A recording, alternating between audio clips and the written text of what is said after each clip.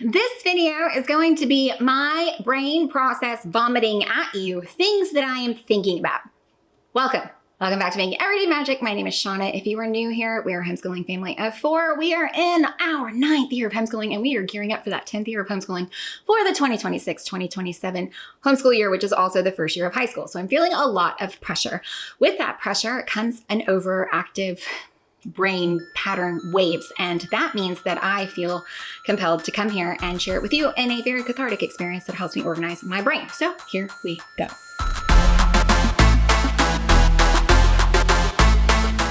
Before we go any further, please scroll down, hit the big red subscribe button, turn on the bell for notifications, and give this video a thumbs up. As always, you can find me down in the comments or over on Instagram at Making Everyday Magic. So I'm feeling the pressure for next year. Why? It will be our last year of elementary school because I have big kids now, and it will be our first year of high school. And first year of high school means that we need to have a plan for college, and then we're working our way back in reverse engineering and reverse planning. And with that means I am kind of like spiraling a little more than usual because I usually have a really firm handle on what to expect and what to know and what to do. However, I'm not there yet. The problem is I'm not actually making decisions or narrowing things down. I'm just learning more things that I don't know about. And that is a good thing. That's what I come here and share, things I find, things I learn about. And when I come here and share, you guys tell me new things I didn't know about and things that I should share. And so today's video, buckle up, is going to be a wild one.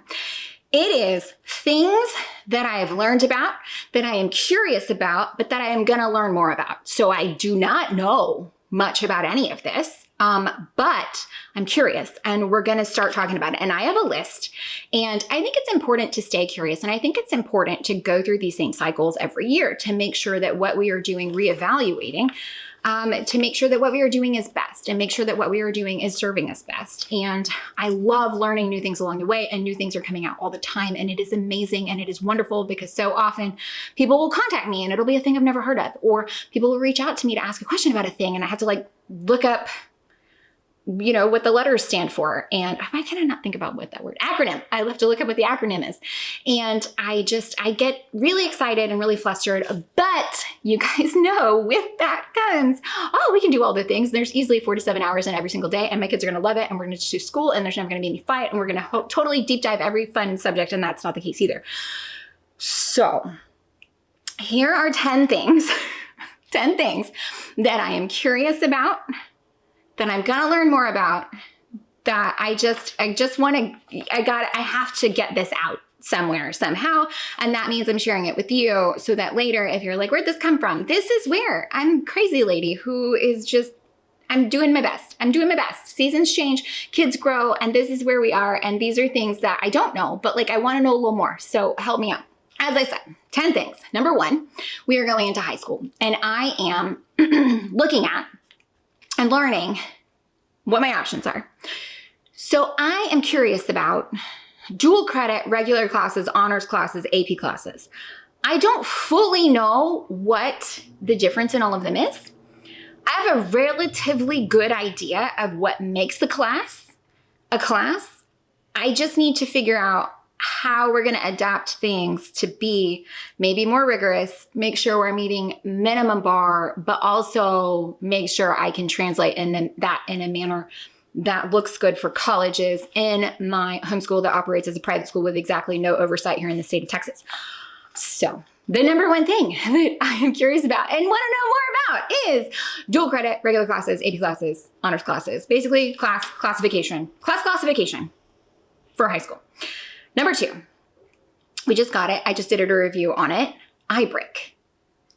I don't feel like I know enough about this. And I just deep dove it. I just did a whole thing on it. It is pretty amazing. And I am curious about the how, I guess, and the why, because it is similar to Lego Education Kits, but it is like very different. I feel like we have now had our hands deep in 3 different STEM building kits this year, and each one is so incredibly like different. And I don't know how to explain that. And maybe I need to make like an infographic, because the Prime kit, which is being retired this year, It is coding and robotics and deep diving. The Brick Q kit, which was retired last year, is like literal build to like cause and effect. The ibrick is like build with motor, with movement, but without coding. Each one is different for different things. And it is just really kind of wild to me. Like the resources we have access to, it is ibrick is number 2. It just is. Number 3, my daughter has decided she wants to pursue, let me back.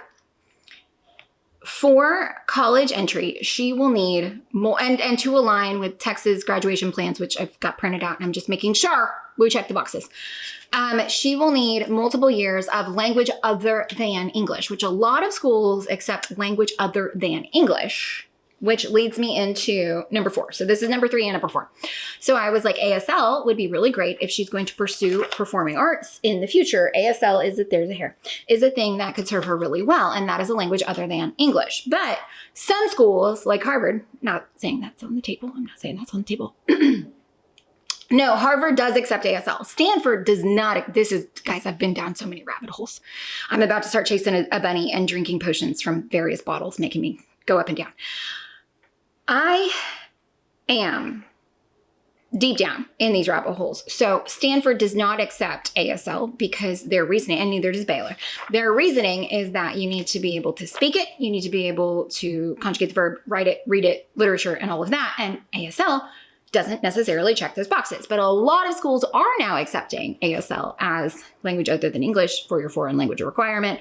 Moral of the story, I'm deep diving. So we are looking at French. Now, I'm essentially building French because there is a way to use Rosetta Stone as your high school curriculum. And I'm going to come back and I'm going to share more with you. And I'm just, okay, we're going to get there and I'm going to show you and we'll get there. But I think that's where we're going. I'm not sure yet, but I'm curious. So, curious, French using Rosetta Stone as a high school credit. And then also maybe we're electiving ASL? I don't know. Curious, okay? That's 3 and 4. Number 5, and this came up recently in a chat with one of you who I absolutely adore, and we chat all the time, and you know who you are. We have kids on the same level for Michael Clay Thompson. Our kids are the same ages. Boys for her, girls for me. And so we kind of like hold hands jumping through what is happening and bounce back and forth off each other. And Michael Clay Thompson in the same level, and we used it differently than she used it because, you know, I structure my stuff my own way and she structures her stuff her own way, and they're different structures. And got to the vocabulary for Michael Clay Thompson in level 5, the word within a word one. Holy Toledo, holy smokes. It is the hardest thing. It is so hard. It is good, but it is so hard. But once you get to like level 21, it changes into words, and then it looks like we're within a word 2 and 3. Just go back and reinforce the words. But this is the one where you are about to choke. You are drinking through a fire hose. You're about to choke on your chunk of apple you just bit off, and it is wild, and it is crazy, and it is no good, and it is, I mean, it is good, but it's real hard. And so she was asking me about audiobooks from MCT, and it took me down a whole rabbit hole of their video books. The video books where it does read to them and it is online, and I'm curious. Michael Clay Thompson video books, number 5. Number 6, let me preface this by saying I'm looking at our high school career, our homeschool career is coming to an end, and I'm okay with it, probably mostly a little bit.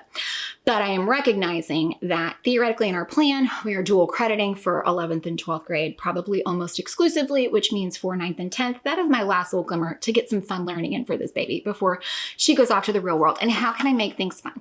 So I think that we are going to utilize a large swath of graphic novels in our history curriculum, which I'll come back soon and share what we're doing. Oh no.